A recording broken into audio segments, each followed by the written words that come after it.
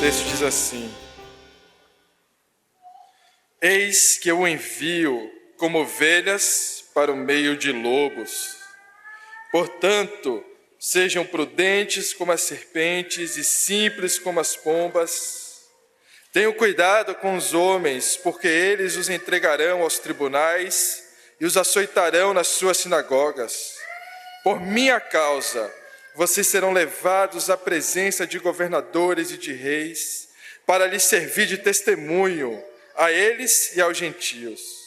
E quando entregarem vocês, não se preocupem quanto a como ou o que irão falar, porque naquela hora lhes será concedido o que vocês dirão. Afinal, não são vocês que estão falando, mas o Espírito do Pai de vocês é quem fala por meio de vocês. Um irmão entregará à morte outro irmão, e o pai entregará ao filho. Haverá filhos que se levantarão contra os seus pais e os matarão. Todos odiarão vocês por causa do meu nome. Aquele, porém, que ficar firme até o fim, esse será salvo. Quando, porém, perseguirem vocês numa cidade, fujam para outra, porque em verdade lhes digo que não terão percorrido as cidades de Israel até que venha o Filho do Homem. O discípulo não está acima do seu mestre, nem o servo está acima do seu senhor. Basta ao discípulo ser como seu mestre e ao servo ser como seu senhor. Se chamaram o dono da casa de Beelzebu, quanto mais os membros da sua casa. Portanto, não tenham medo deles, pois não há nada encoberto que não venha a ser revelado, nem oculto que não venha a ser conhecido. O que lhes digo às escuras, repitam à plena luz. E o que é dito para vocês ao pé do ouvido, proclamem dos telhados. Não temam os que matam o corpo, mas não podem matar a alma. Pelo contrário, temam aquele que pode fazer perecer no inferno tanto a alma como o corpo. Não se vendem 2 pardais por uma moedinha? Entretanto, nenhum deles cairá no chão sem o consentimento do Pai de vocês. E quanto a vocês, até os cabelos da cabeça de vocês estão todos contados. Portanto, não temam, vocês valem bem mais do que muitos pardais. Portanto, todo aquele que me confessar diante dos outros, também eu confessarei diante do meu Pai que está nos céus. Mas aquele que me negar diante das pessoas, também o negarei diante de meu Pai que está nos céus. Não pensem que eu vim trazer paz à terra. Não vim trazer paz, mas espada. Pois vim causar divisão entre o homem e o seu pai, entre a filha e a sua mãe, e entre a nora e a sua sogra.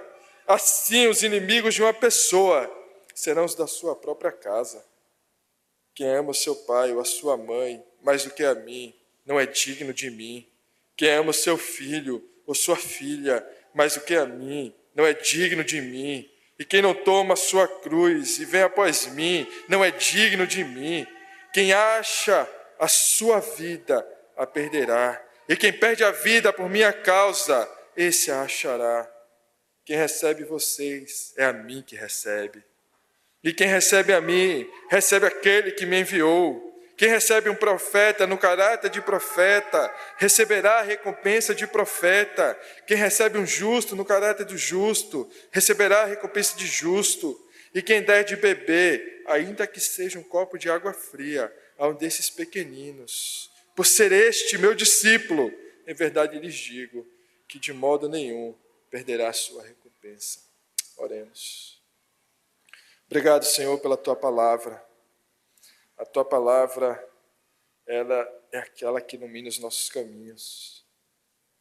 Mas te pedimos nessa manhã, que ela ilumine também as nossas mentes, os nossos corações.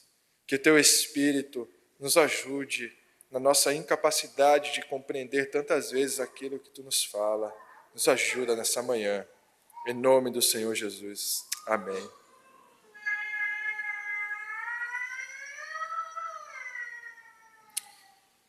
Quando souberam que Policarpo fora preso, levantou-se grande tumulto.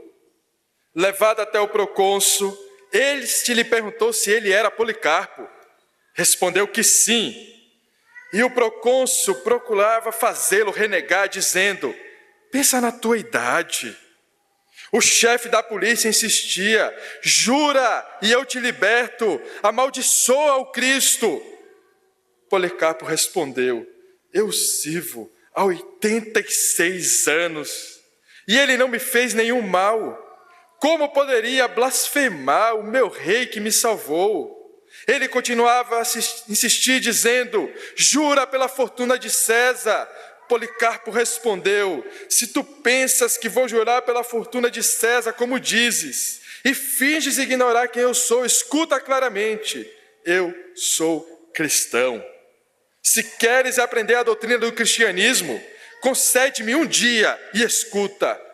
O procônsul disse: eu tenho feras e te entregarei a elas se não mudares de ideia. Ele disse: pode chamá-las. Para nós é impossível mudar de ideia a fim de passar do melhor para o pior, mas é bom mudar para passar do mal à justiça.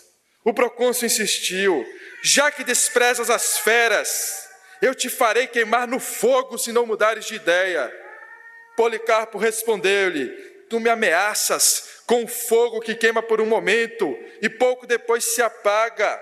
Por que ignoras o fogo do julgamento futuro e do suplício eterno, reservado aos ímpios? Mas por que tardar? Vai e faz o que queres. Dizendo isso e tantas outras coisas, ele permanecia cheio de força e alegria. O seu rosto estava repleto de graça. Com as mãos amarradas atrás das costas, ele parecia um cordeiro, escolhido de grande rebanho para o sacrifício, holocausto agradável, preparado para Deus. Erguendo os olhos aos céus, Policarpo disse: Senhor, Deus Todo-Poderoso, Pai de teu Filho amado e bendito Jesus Cristo, pelo qual recebemos conhecimento do teu nome, Deus dos anjos, dos poderes, de toda a criação e de toda a geração de justos que vivem na tua presença, eu te bendigo por me teres julgado digno deste dia e dessa hora, de tomar parte entre os mártires e do cálice do teu Cristo para a ressurreição da vida eterna, da alma e do corpo, na incorruptibilidade do Espírito Santo. Com eles possa eu hoje ser admitido à tua presença como sacrifício farto e agradável, como tu preparaste e manifestaste de antemão, e como realizaste, ó Deus sem mentira e veraz. Por isso, e por todas as outras coisas, eu te louvo, te bendigo, te glorifico, pelo eterno e celestial sacerdote Jesus Cristo, teu Filho amado, pelo qual seja dada glória a ti, com ele e o Espírito, agora e pelos séculos futuros. Amém. Quando ele ergueu o seu amém e terminou a sua oração, os homens da pira acenderam fogo. Grande chama brilhou e nós vimos o prodígio. Nós, a quem foi dado ver, que fomos preservados para anunciar esse acontecimento a outros. O fogo fez uma espécie de abóbada, como vela de navio inflada pelo vento, e envolveu como parede o corpo do mártir. Ele estava no meio, não como carne que queima, mas como pão que assa, como ouro ou prata brilhando na fornalha. Sentimos então um perfume semelhante à baforada de incenso ou outro aroma precioso. Por fim, vendo que o fogo não podia consumir o seu corpo, os ímpios ordenaram ao carrasco que fosse dar o golpe de misericórdia com o punhal. Feito isso, jorrou tanto sangue que se apagou o fogo. Toda a multidão admirou-se de ver tão grande diferença entre os incrédulos e os eleitos. Esse é o relato do martírio de Policarpo. Policarpo de Esmirna, discípulo de João, que levado à presença daqueles que o julgavam, ordenado a negar o Cristo, responde: eu sirvo 86 anos e ele não me fez nenhum mal. Como poderia eu negar aquele que me salvou? E quando ameaçado, se mantém firme. E não só se mantém firme, amarrado, pronto para ser martirizado. Olha para os céus e ora, agradecendo, glorificando a Deus, louvando ao Senhor.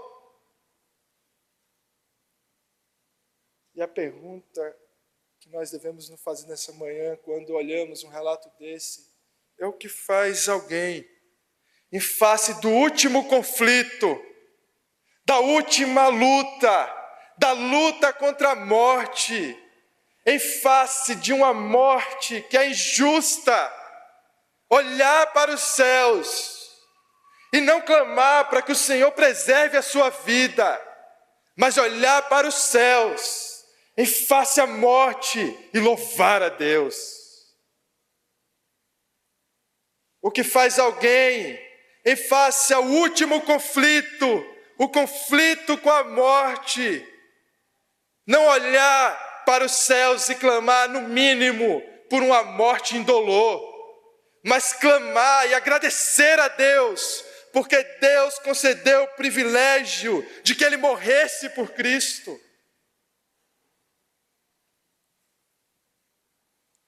O que faz alguém, ao olhar para os conflitos que nós temos falado desde o início dessa série, os conflitos explosivos, olhar para aquele que é o último conflito e não se preocupar com ele, olhar além dele, além da morte, além do conflito, além da dor, além do sofrimento, e ver no sofrimento motivo de alegria. O que faz alguém fazer isso?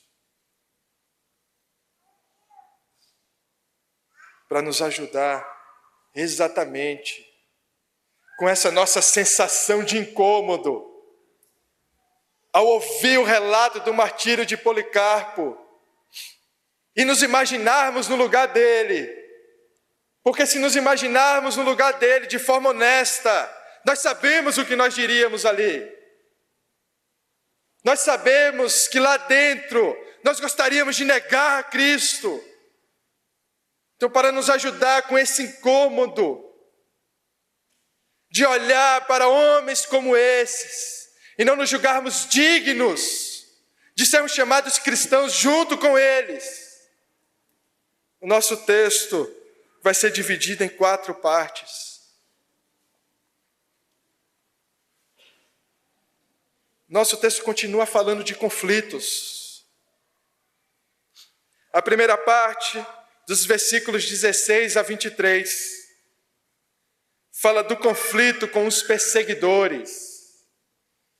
Ponto 1, o conflito com os perseguidores, versículos 16 a 23. O segundo ponto fala do conflito interno, dos versículos 24 a 33.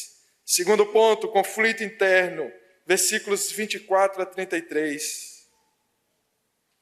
O terceiro ponto, o conflito com os de casa, versículos 34 a 39. Terceiro ponto, o conflito com os de casa, versículos 34 a 39. E por fim, a recompensa dos conflitos, versículos 40 a 42. Acompanhe mais uma vez a leitura do nosso texto, enquanto o nosso Senhor ele continua orientando os seus discípulos. Então lembrem-se que nós temos 3 categorias em volta de Jesus. Nós temos as multidões que estão mais distantes.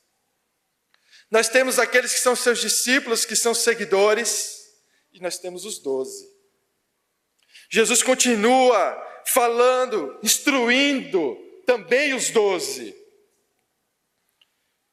E nos versículos 16 a 20, ainda no nosso primeiro ponto, conflito com os perseguidores, parece que O evangelho, ele é algo muito duro. Parece que o evangelho não é aquela coisa fofinha e bonitinha. Parece que o evangelho não é para aqueles que buscam conforto. Parece que o evangelho, fica claro nesse texto, que o evangelho é para aqueles que serão incomodados, e não só incomodados, mas muito mais do que isso, porque no versículo 16 o nosso Senhor diz: eis que os envio como ovelhas para o meio de lobos.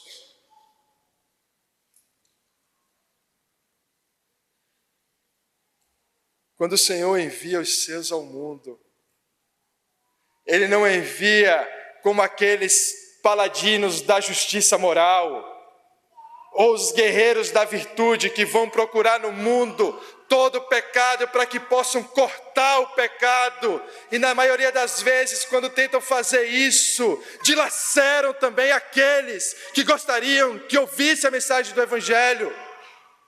Nós não somos enviados ao mundo, segundo as palavras do nosso Senhor, como aqueles que estão sendo enviados ao mundo para simplesmente cortar a cabeça dos infiéis, para cortar a cabeça daqueles que são hereges.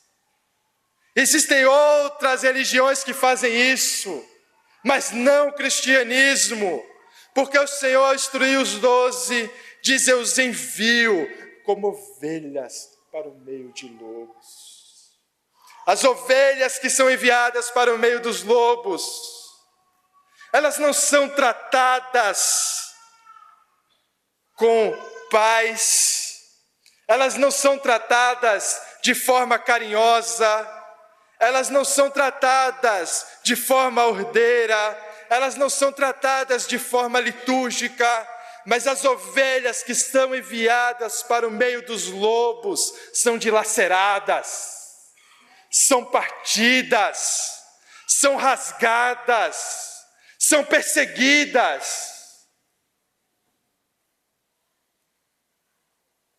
E percebam que Jesus não faz questão de esconder isso, porque essa é a natureza do Evangelho.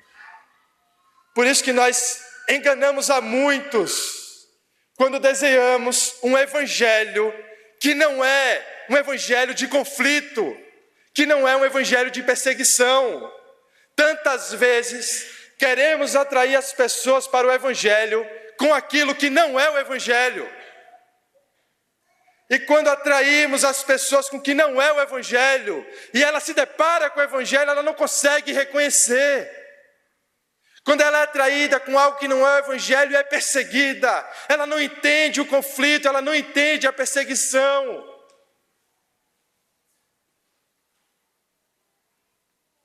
Mas eu concordo que não é a tarefa mais fácil dizer para alguém assim: olha, vem para a minha igreja e você vai ser como ovelha no meio dos lobos. Vem aqui, eu vou te falar, vem aqui na minha igreja é tão boa, minha igreja é maravilhosa. Quando você assiste um culto, você se sente como uma ovelha no meio de lobos. Talvez não seja o discurso mais agradável, talvez não seja o discurso mais atrativo, mas, meus irmãos, essa é a mensagem do Evangelho. Aqueles que seguem a Cristo, aqueles que seguem, professam a Cristo, seguem o Evangelho com fidelidade, são como ovelhas enviadas ao meio dos lobos. O texto continua: portanto, sejam prudentes como as serpentes, sejam simples como as pombas, tenham cuidado com os homens, porque eles os entregarão aos tribunais e os açoitarão nas suas sinagogas. E aqui vem o primeiro elemento também importante nessa perseguição, nesse conflito com os perseguidores. Por minha causa, vocês serão levados à presença de governadores e de reis, para lhes servir de testemunho a eles e aos gentios. O que o Senhor está dizendo é que o mundo será sempre um ambiente hostil ao Evangelho. Mas o mundo é um ambiente hostil ao Evangelho, não por causa de quem nós somos, não por causa da nossa natureza, não por causa do que nós fazemos, mas o mundo é um lugar hostil ao Evangelho por causa do que Cristo fez, por causa de quem Cristo é, por causa do que Cristo falou. Nós não somos perseguidos porque somos indivíduos desagradáveis. Alguns são, mas isso não é fruto do Evangelho. Isso a gente trata de outra forma. Para o pessoal da formação, eles sabem que a gente trata isso com carisma. Porque são pessoas desagradáveis, isso é da natureza delas. Elas são perseguidas porque são desagradáveis. Mas a perseguição que o Evangelho está dizendo não é dessa natureza. Mas ela está falando que nós seremos perseguidos, açoitados, dilacerados, como ovelhas dilaceradas no meio dos lobos. Não por quem nós somos, mas por quem Cristo é. Não pelo que nós falamos, mas pelo que Cristo diz. Não pelo que nós fazemos, mas pelo que Ele fez. Pelo que Ele fez. O mundo é um lugar hostil ao Evangelho. O cristão é aquele que, quando caminha no mundo, não deseja que o mundo o veja, mas deseja que o mundo, ao olhar para ele, veja o Cristo.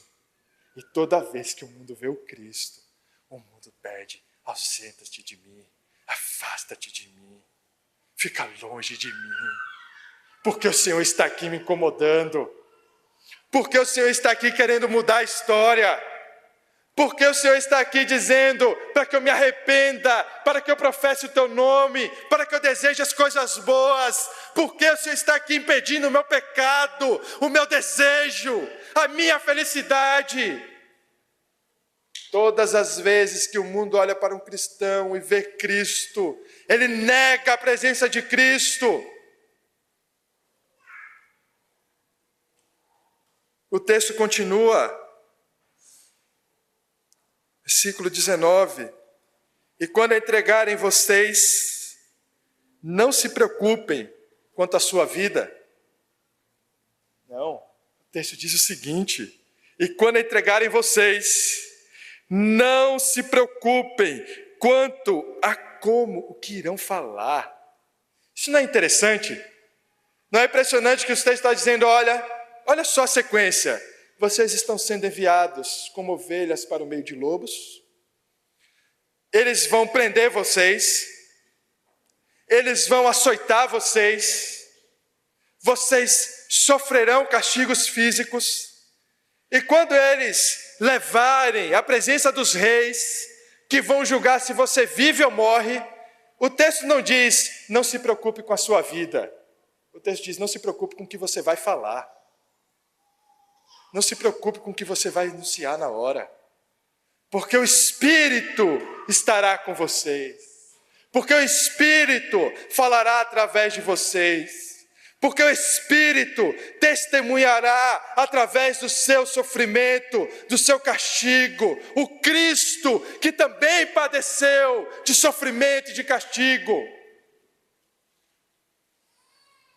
Não é interessante que o texto simplesmente não diz: olha, não se preocupem, porque o Senhor preservará a sua vida. Não se preocupem, porque o Senhor guardará a sua integridade física. Mas ele diz: não se preocupem com o que você vai falar.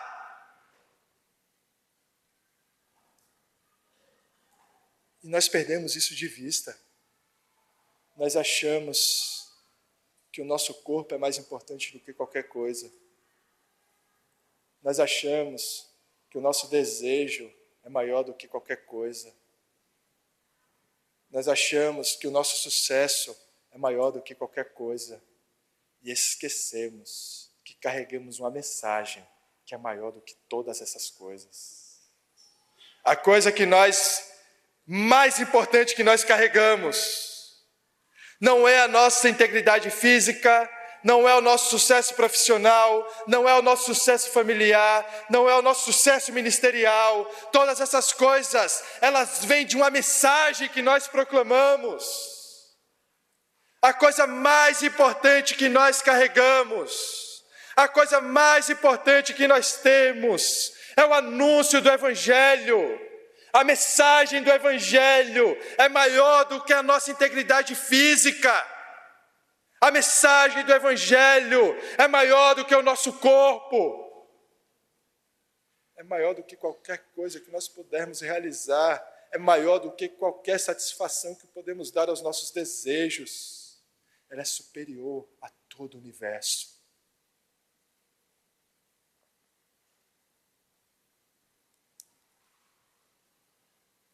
E o versículo 20 nos dá a certeza de que diante do conflito com os que perseguem,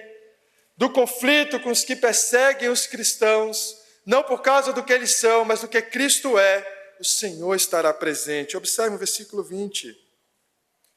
Afinal, não são vocês que estão falando, mas o Espírito do Pai de vocês é quem fala por meio de vocês. Um irmão entregará à morte outro irmão, o pai entregará o filho. Haverá filhos que se levantarão contra os seus pais e os matarão. Todos odiarão vocês por causa do meu nome. Aquele, porém, que ficar firme até o fim, esse será salvo. Quando, porém, perseguirem vocês na cidade, fujam para outra, porque em verdade lhes digo que não terão percorrido as cidades de Israel até que venha o Filho do Homem.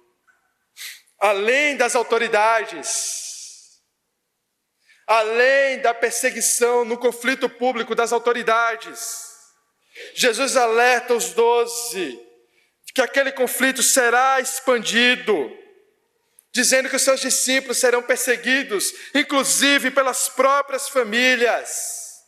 E uma frase que parece tão forte, dizendo: todos odiarão vocês por causa do meu nome. Todos odiarão vocês por causa do meu nome. E é impressionante que medimos o nosso sucesso ministerial às vezes, medimos o nosso sucesso espiritual quando as pessoas gostam da gente. Nós temos um elemento para medir quando dizemos: olha, eu estou indo bem no ministério porque aonde eu ando as pessoas gostam de mim, as pessoas são agradáveis comigo, as pessoas me amam. Mas o que o Senhor está dizendo é que o efeito de seguir com fidelidade o Evangelho, o conflito explosivo causado pelo Evangelho, nos faz com que todos odiem por causa do nome do Senhor Jesus. Que todos sejam desagradáveis por causa do nome do Senhor Jesus. O mundo não pode ficar confortável na presença de Cristo. O mundo não pode ficar confortável na presença do Evangelho. O mundo não pode aprender apenas um Evangelho nominalmente, mas precisa viver o Evangelho. O Evangelho não é para ser apenas compreendido, mas para que essa compreensão cause uma transformação em todos os ambientes onde uma transformação é necessária. Um conflito existe. Ninguém gosta de mudar. Nós não gostamos de mudar. Nós não gostamos quando Deus muda os nossos planos. Nós não gostamos quando Deus altera aquilo que para a gente estava indo tão bem. Nós não gostamos de mudança, mesmo quando professamos o nome do Senhor Jesus. Ainda mais aqueles que negam ao Senhor Jesus, que não o conhecem, que vivem as suas vidas segundo os seus próprios desejos. Quanto mais eles odiarão o Evangelho por causa do Senhor Jesus. Nos odiarão por por causa do Senhor Jesus. Mas além do conflito externo, do conflito com os perseguidores, nós também temos um conflito interno. Um conflito que não depende de ninguém. Um conflito que nós travamos em nosso interior. Um conflito que nós travamos em nosso coração. E esse conflito se encontra entre os versículos 24 a 33. O versículo 24 diz assim: o discípulo não está acima do seu mestre, nem o servo está acima do seu senhor. Basta ao discípulo ser como seu mestre, e ao servo ser como seu senhor. Se chamaram o dono da casa de Belzebu, quanto mais os membros da sua casa. Que tipo de vida cristã você está esperando? Por que você está aqui? O que você está procurando aqui essa manhã?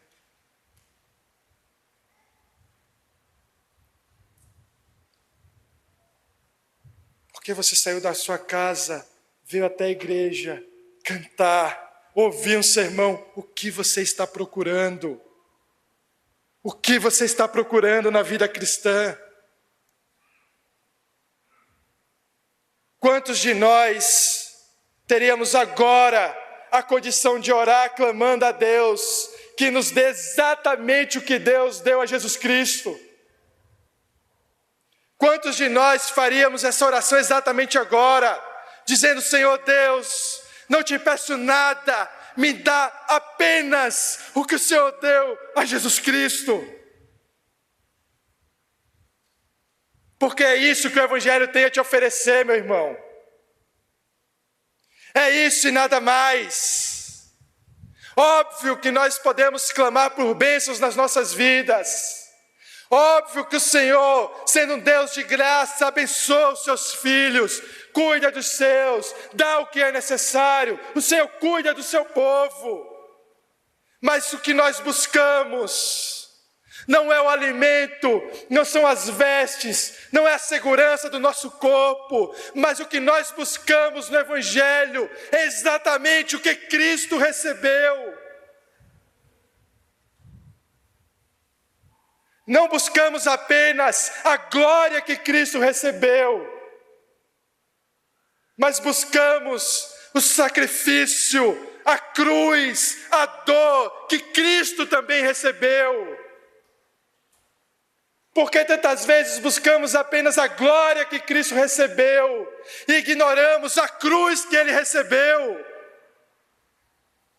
Não existe glória sem cruz. Não existe exaltação sem sofrimento. Não existe evangelho sem conflito. Não existe cristianismo sem dor. É isso que o evangelho nos oferece.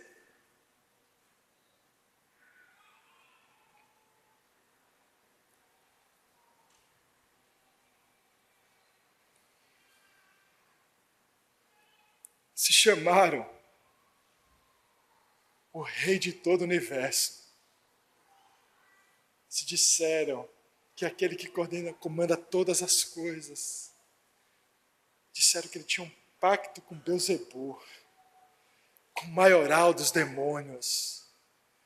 O que nós devemos esperar? Porque nós deveríamos esperar algo diferente. E não só esperar, porque nós haveríamos de desejar algo diferente. E o texto continua no versículo 26, com uma orientação para aqueles que estão experimentando da perseguição, dizendo assim: portanto, não tenham medo deles. Pois não há nada encoberto que não venha a ser revelado, nem oculto que não venha a ser reconhecido. O que lhes digo às escuras, repitam à plena luz. E o que é dito para vocês ao pé do ouvido, proclamem dos telhados. Então observe mais uma vez a sequência. Jesus está dizendo, olha, vocês serão enviados como ovelhas por meio de lobos, vocês serão perseguidos, levados às sinagogas, vocês serão açoitados, vocês serão levados à presença de reis, mas não se preocupe com o que vocês vão falar, porque o Espírito vai falar através de vocês. Não desejem nada daquilo que o seu Senhor não recebeu. Portanto, aquilo que Jesus Cristo recebeu é o que o Evangelho nos oferece, para que a gente também receba. E ele diz, quando tudo isso acontecer, não tenham medo, mas anunciem. Então a primeira coisa que ele diz, para aqueles que estão passando por uma perseguição, em conflito com os perseguidores, e para aqueles que estão em um conflito interno, não tenham medo, anunciem. É como Paulo diz a Timóteo, nós falamos disso no último sermão, é como Paulo dizendo, Timóteo, prega a palavra, insta, quer seja oportuno, quer não, prega, repreende, admoesta, faz o serviço, prega a palavra, anuncia. Com Timóteo acanhado pelas perseguições públicas, Paulo diz, prega, anuncia, não te cala. Portanto, para aqueles que sofrem um conflito com os perseguidores, e sofrem não só com o conflito com os perseguidores, mas no conflito interno, o Senhor diz, não temam, anunciem. Não temos que matam o corpo, mas não podem matar a alma. Pelo contrário, temam aquele que pode fazer perecer no inferno, tanto a alma como o corpo. Então a palavra diz, não temam, anunciem. A palavra também diz para aqueles que estão envolvidos em um conflito eterno, não temam os homens, temam a Deus. Por que tememos os homens, meus irmãos? Porque amamos tanto a opinião pública? Porque imaginamos que é a opinião dos homens sobre nós que definirão quem nós somos? Porque julgamos a opinião dos homens tão importante? Porque tememos os homens como se temêssemos a Deus? Ignoramos a própria presença de Deus, vivendo como se Deus não estivesse presente, como se vivêssemos apenas na presença de homens, ignorando que acima de tudo vivemos na presença de Deus, e não importa o juízo que os homens emitem ao nosso respeito, o que importa é o juízo que Deus emite ao nosso respeito. Às vezes é tão fácil temer aos homens, porque nós os vemos. Nós podemos ver a sua presença física. Nós podemos tocar os homens. E nos parece tantas vezes que um Deus, que nós não podemos falar com Ele presencialmente, não pelo menos de corpo, nos parece tão distantes. Mas o cristão que ouve a palavra, o cristão que considera os sacramentos, a ceia, o batismo, o cristão que considera a cruz do Cordeiro, não pode imaginar por um segundo que o nosso Deus é um Deus distante, que o nosso Deus não está presente. Nós falamos em vários dos nossos sermões, o Senhor está presente na sua igreja. O Senhor está presente aqui. O Senhor Jesus Cristo está presente em nosso meio. Não são os pastores que governam essa igreja. A igreja é a igreja do Senhor Jesus Cristo. E Ele não só chama a igreja a existir, mas Ele também sustenta a sua igreja, alimenta a sua igreja, edifica a sua igreja, governa a sua igreja, Ele está presente. A nossa vida não se passa no mundo dos homens, a nossa vida se passa inteiramente no mundo de Deus. O mundo é o mundo de Deus, o governo é o governo de Deus, a terra é a terra de Deus, os céus são os céus de Deus, o diabo é o diabo de Deus. Nada está fora do seu alcance, nada está distante das suas mãos. Por que tememos os homens? Por que tememos o juízo dos homens e ignoramos o juízo de Deus? Portanto, o discípulo não está acima do seu mestre. Não temam, anunciem. Não temam o homem, temam a Deus. E os versículos 32 e 33 dizem: portanto, todo aquele que me confessar diante dos outros, também eu confessarei diante de meu Pai que está nos céus. Mas aquele que me negar diante das pessoas, também eu negarei diante de meu Pai que está nos céus. Se a palavra diz para aqueles que estão passando por um conflito com os perseguidores, por um conflito interno, se ela diz não temam, anunciem, não temam o homem, temam a Deus, agora ela também diz não temam, confessem a Cristo, confessem publicamente a Cristo, confessem como Policarpo confessou, dizendo: olha, se ignoras quem eu sou, escutas, eu sou cristão. Se queres aprender da doutrina do cristianismo, me dá um dia e escuta, e eu te ensinarei. Que nós possamos confessar a Cristo diante da perseguição, como aquele Pedro que um dia negou a Cristo, mas depois confessa o seu nome publicamente, não temendo o juízo dos homens, mas temendo o juízo de Deus. É fato que muitas vezes nós fraquejamos, e muitas vezes nós cedemos, muitas vezes não é agradável professar o cristianismo, e aí surgem até algumas palavras de uma espécie de coaching gospel, né? Pregue o evangelho se necessário, use palavras. Como alguém prega o evangelho sem palavra? Como alguém prega o evangelho sem anúncio? Como alguém prega o evangelho sem confissão? Você tem que testemunhar com os seus atos, mas isso não é a pregação do evangelho.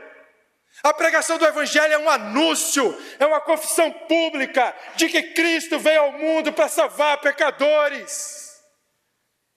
A pregação do evangelho é uma confissão pública de que Deus encarnou e foi dilacerado numa cruz para que pecadores pudessem ser lavados dos seus pecados.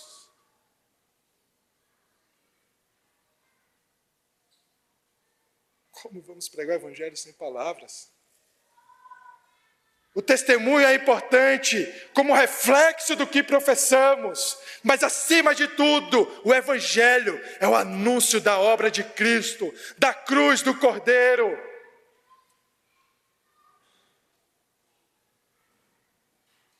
Portanto, o Senhor diz para aqueles que sofrem conflitos: não temam, confessem ao Senhor Jesus. E aqueles que confessam o Senhor Jesus podem experimentar do juízo injusto dos homens. Podem experimentar sim, e devem muitas vezes experimentar do juízo injusto e violento, odioso dos homens.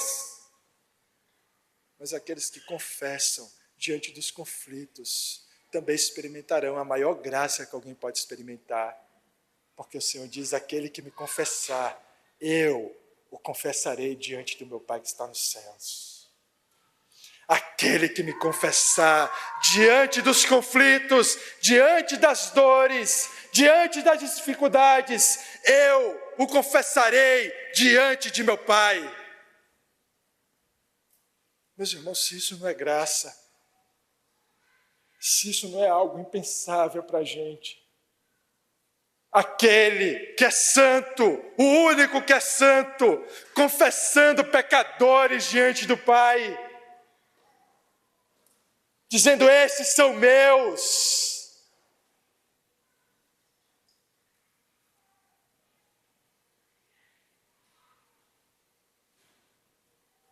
Por que nos escondemos? Por que tememos os homens? Por que escondemos a mensagem que o Senhor nos deu? O discípulo não está acima do seu mestre. Não nos cabe escolher a mensagem que pregamos. Nos cabe aceitá-la com gratidão, louvando a Deus e anunciando o nosso Senhor. Nosso terceiro ponto nos mostra que esse conflito continua a ser expandido. E embora o contexto imediato desses conflitos seja dado ao Senhor para os 12, parece, como vimos na história do martírio de Policarpo, que esse conflito não se restringe aos 12, mas ele agora também é expandido. É expandido não só para o meio dos judeus, para um conflito com os judeus, para o conflito entre cristãos e não cristãos, mas agora para um conflito entre todos aqueles que professam o nome de Cristo e aqueles que não professam. Isso inclui qualquer contexto. Vejam o que diz os versículos 34 a 39, como esse conflito agora, além do conflito com os perseguidores, do conflito eterno, esse conflito é expandido. E olha que evangelho bonitinho. Depois de Cristo dizer que eu os envio como ovelhas para o meio de lobos, ele diz o seguinte: não pensem que vim trazer paz à terra. Já imaginou você convidando uma pessoa para vir à igreja assim? Usar naqueles folhetinhos, sabe, de evangelismo, a gente colocar na capa: não pense que vim trazer paz. E entrega: ó, Deus te abençoe, irmão. Mas isso aqui é o que o evangelho está dizendo. Não pensem que eu vim trazer paz à terra. Não vim trazer paz, mas espada. Pois vim causar divisão entre homem e o seu pai, entre a filha e a sua mãe, entre a nora e a sua sogra. Assim, os inimigos de uma pessoa serão os da sua própria casa. O que isso está dizendo?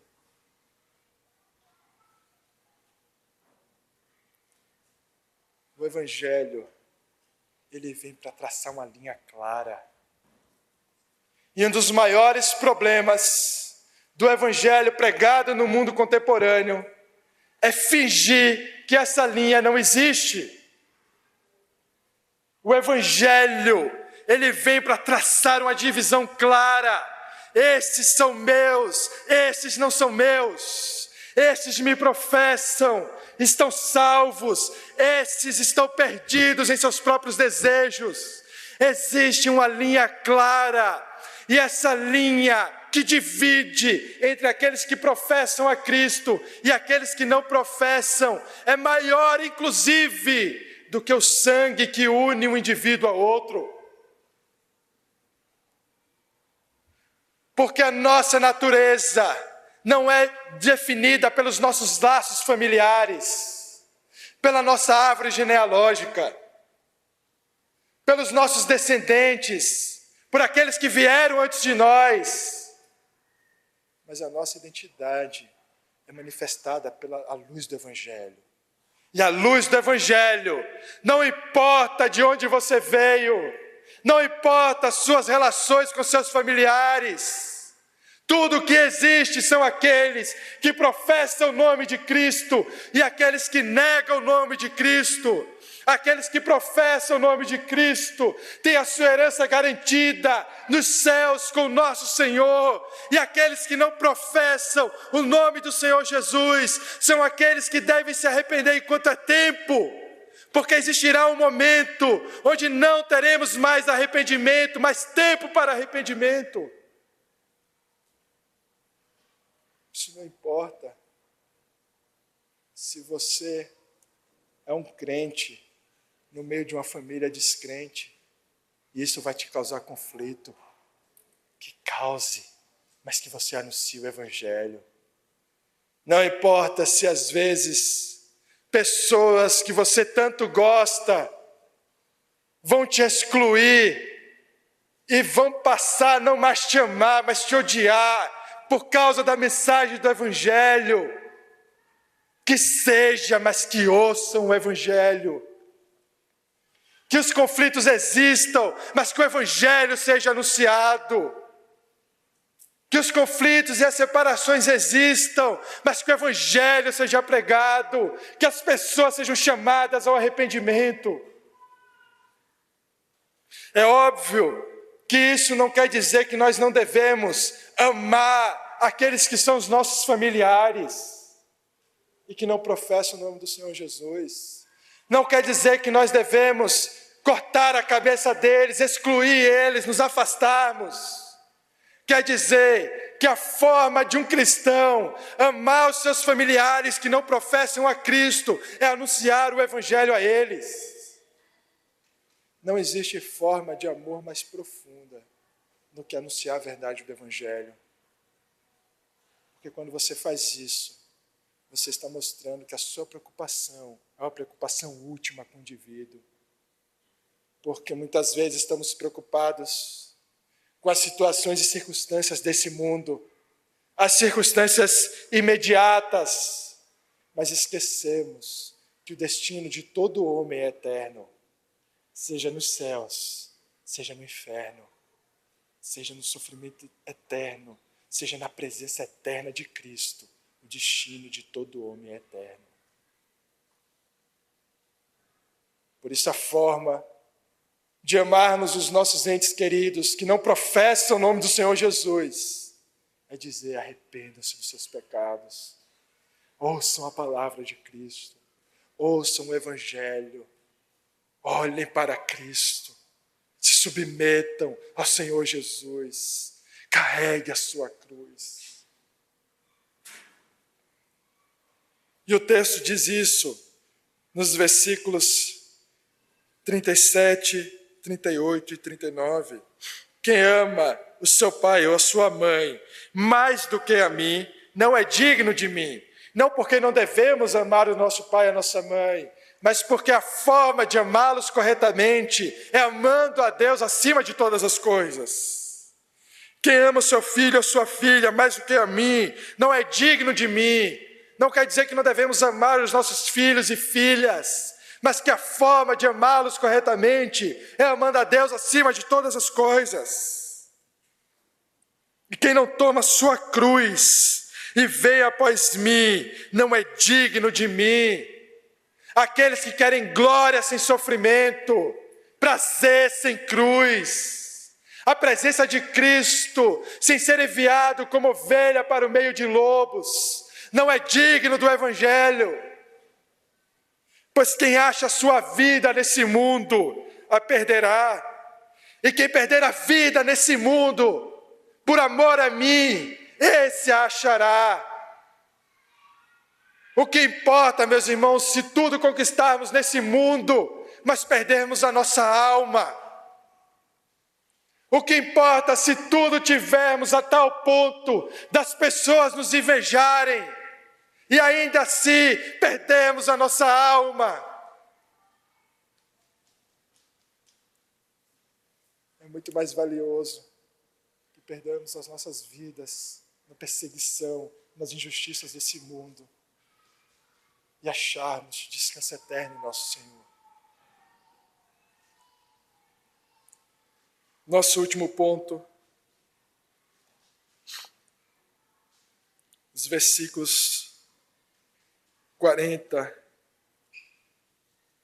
e 42, dizem assim: quem recebe vocês é a mim que recebe, e quem recebe a mim, recebe aquele que me enviou.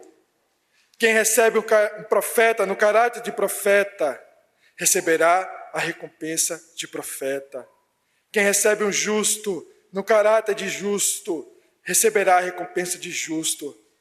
E quem der de beber, ainda que seja um copo de água fria, a um desses pequeninos, por ser este meu discípulo, em verdade lhes digo que de modo nenhum perderá a sua recompensa. A palavra do Senhor tem um anúncio, tem uma promessa àqueles que anunciam o Evangelho.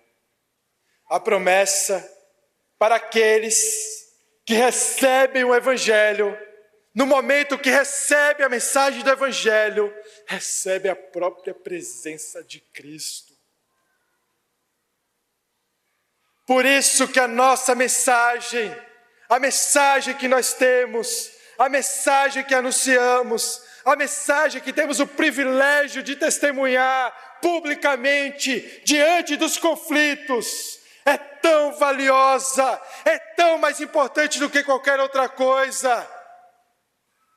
Porque nenhuma mensagem sendo recebida, recebe a presença de Cristo. Mas a mensagem do Evangelho, uma vez recebida, recebe também a presença de Cristo. E todas as coisas desse mundo cessarão. Nós passaremos. O nosso corpo passará. A lembrança do que fizemos aqui passará para todos. Tudo terá um fim, menos a presença de Cristo para aqueles que o professam. Portanto, aqueles que recebem a mensagem do Evangelho, recebem de uma vez por todas algo incorruptível, algo que jamais passará, algo que jamais pode ser retirado deles, a presença do próprio Senhor Jesus. O que faz alguém,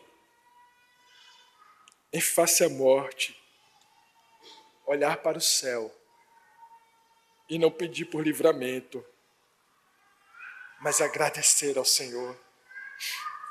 O que fez Tiago, como vimos no último sermão, sendo jogado do alto de um prédio, se virar, se ajoelhar e mais uma vez orar, enquanto aqueles dilaceravam o seu corpo. O que faz Pedro, que segundo a tradição, pede para ser crucificado de uma forma diferente do Senhor Jesus, porque não se julgava digno da mesma morte de Cristo. O que faz esse homem orar ao Senhor e agradecer pela morte? O que fez com os mártires, em face ao último conflito, não clamassem por livramento, mas louvassem a Deus? O que faz com que cristãos, olhando para as coisas desse mundo, nada encontrem de valioso nesse mundo, mas caminhem nesse mundo olhando para os céus. O que faz com que cristãos nesse mundo que sofrem, possam olhar para os céus e ter consolo. O que faz com que o cristão, em meio às injustiças, aos conflitos, às perseguições externas, internas, familiares, olhe para os céus e agradeça a Deus todos os dias, porque Ele tem sido bondoso, mesmo quando experimentamos dor. O que faz um cristão fazer todas essas coisas é a certeza de que os sofrimentos por Cristo não são em vão. Nenhum sofrimento que experimentamos por causa de Cristo, em amor a Cristo, em anúncio ao Evangelho, por causa da mensagem de Cristo, nenhum sofrimento que experimentamos dessa natureza é vazio.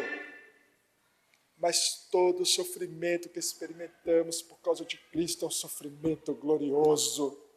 Porque todo sofrimento que experimentamos por causa dele, todo conflito que experimentamos por causa dele, toda rejeição que experimentamos por causa dele, nos fazem mais parecidos com o nosso Senhor.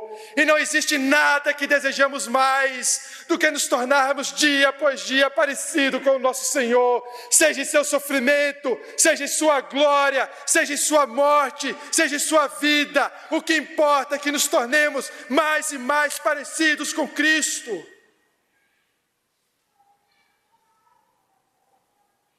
Os sofrimentos por Cristo são gloriosos, porque o mesmo que morreu como ovelha enviada para o meio de lobos, tendo a sua carne partida, o seu sangue justo derramado, esse mesmo é o que ressuscitou para a glória.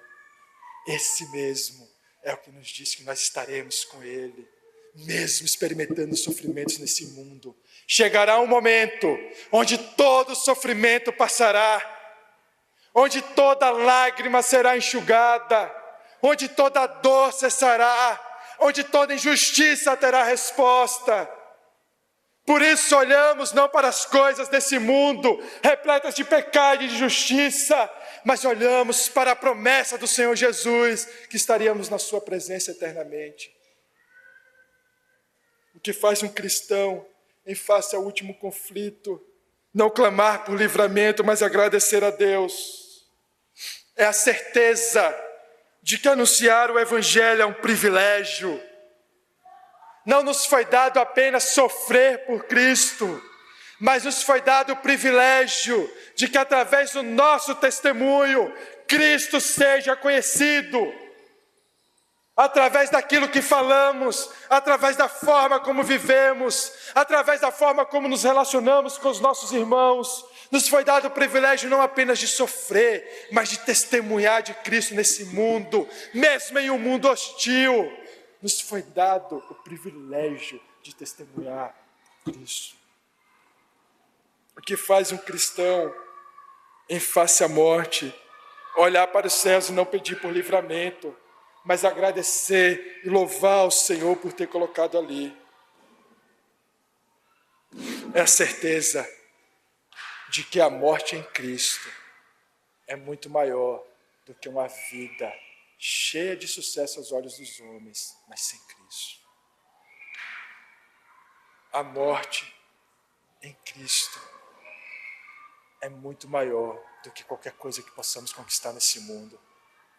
A morte em Cristo é muito maior do que qualquer louvor dos homens. A morte em Cristo é maior do que qualquer vida, do que qualquer saúde do corpo, do que qualquer segurança. O que importa, meus irmãos, é que seja na nossa vida testemunhemos de Cristo, seja na nossa morte nos alegremos, porque a morte no cristão não é o fim, mas o cristão é aquele que olha para o último conflito, o conflito com a morte, e sabe que no seu fim está o seu começo.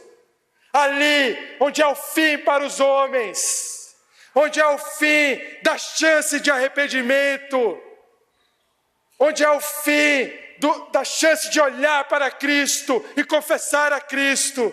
Os cristãos dizem: glória ao Senhor, porque no meu fim está o meu começo. É na morte que eu encontro o meu Senhor, é na morte onde cessa a dor, é na morte onde os conflitos cessam, mas é na morte em Cristo que todo conflito cessará e a presença do Senhor será eterna e nunca mais se ausentará.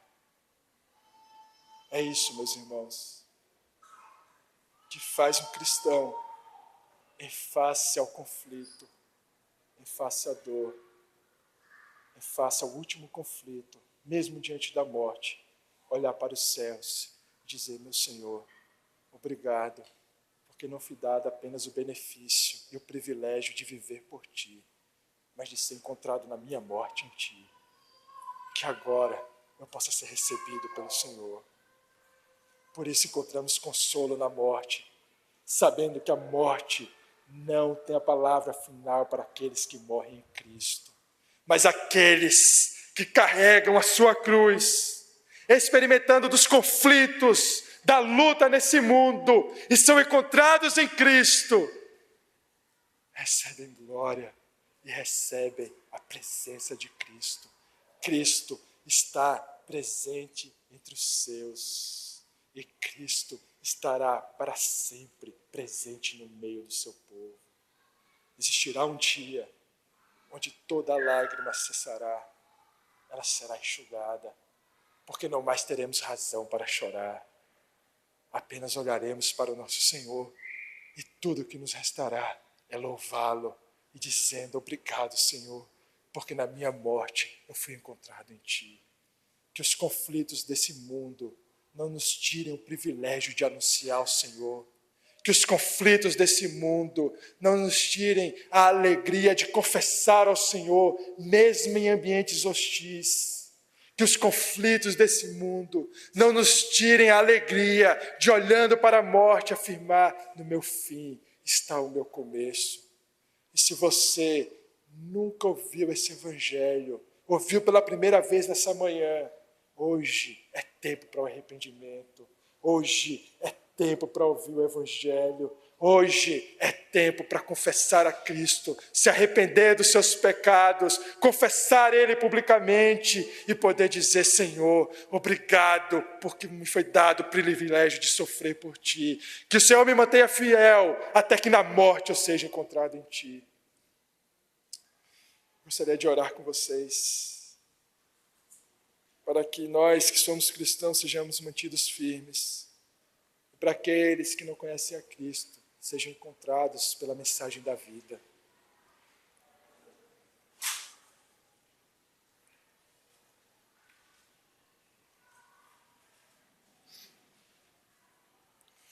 Senhor Deus, obrigado, Senhor, pela Tua palavra. Obrigado porque ela não nos deixa centrados em nós mesmos. Ela não nos permite permanecermos reféns dos nossos próprios desejos, das nossas ambições. Mas o Senhor nos dá o olhar do Teu Filho, o olhar de Cristo. O olhar de Cristo que olha através dos sofrimentos desse mundo, que olha através dos conflitos explosivos desse mundo, o olhar de Cristo que nos faz ver o destino eterno, a promessa eterna para aqueles que professam o Teu nome. O Senhor nos faz desejar a Tua presença mais do que a nossa integridade, mais do que a nossa vida, mais do que o nosso corpo.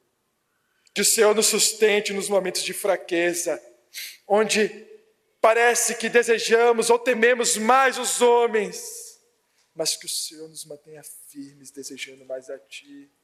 E aqueles, Senhor, que sejam amigos, entes queridos, ou pessoas que estão aqui que nunca ouviram do Teu Evangelho dessa forma, Senhor, que o Senhor os conceda também a alegria de viver por Ti, de sofrer por Ti e de ser encontrado em Ti até o fim, Senhor. Que eles possam sentir a alegria que nós sentimos, a alegria da Tua presença, o conforto que só a Tua presença possa dar. É isso que te pedimos, em nome do Senhor Jesus. Amém.